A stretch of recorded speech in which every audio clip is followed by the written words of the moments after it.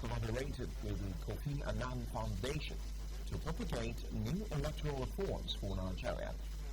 They reflected on the last general elections and introduced a new electoral framework at a roundtable discussion in Abuja today. Our city correspondent, Obudano Nyola, has details.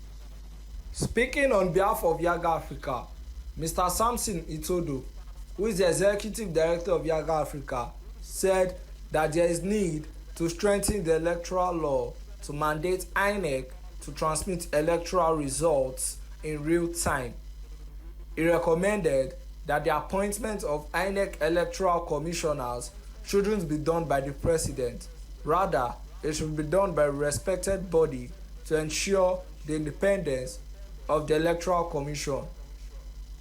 He said the last general elections has plummeted the confidence of the electorates in the country.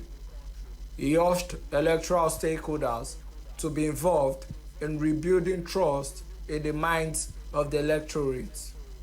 There are also issues around the ambiguities in the results collation process. We've seen that both the law and the guidelines issued by INEC have some inconsistencies, and there is need to strengthen the law to make it compulsory for electronic transmission of results, because we believe that it would deepen the integrity of the process. One of the recommendations is to review the appointment process of commissioners and resident electoral commissioners into INEC. In fact, one of the proposals is that the president should not appoint resident electoral commissioners, that INEC, when properly constituted with individuals of impeccable character and competence and capacity, that the commission should appoint, its own, either you call them resident electoral commissioners or directors of elections, that should manage elections. This is just a way of protecting the independence of the Electoral Commission to prevent it from any form of political interference or manipulation. But it's our conclusion that the confidence of citizens in the electoral process has plummeted due to the conduct of the last election. And so stakeholders and the Nigerian state needs to pay close attention on how to rebuild public confidence. And rebuilding public confidence begins with providing critical answers to some of the questions that citizens have asked. Mr. Sebastian Brack, who is a member of Koffi Annan Foundation, said the foundation is collaborating with Yiaga Africa and all other relevant stakeholders to ensure electoral issues are adequately addressed. So this particular roundtable is not looking at the problems of the last elections, but rather looking at how we can improve the situation for the next elections. So it's actually constructive and forward-looking.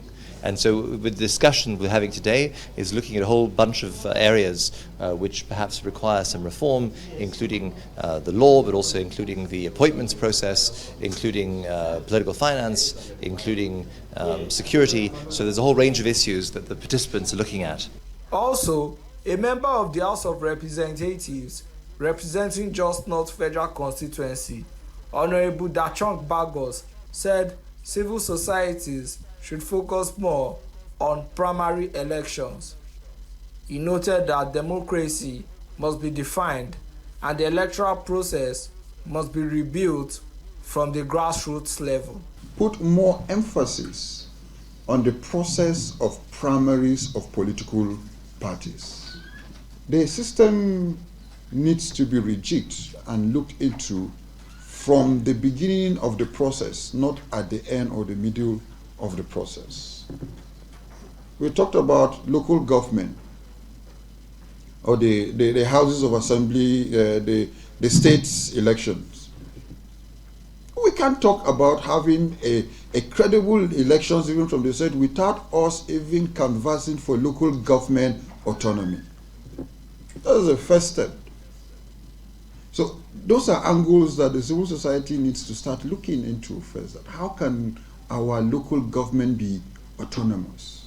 The roundtable discussion was centered around improving the electoral process in the country so as to strengthen democracy.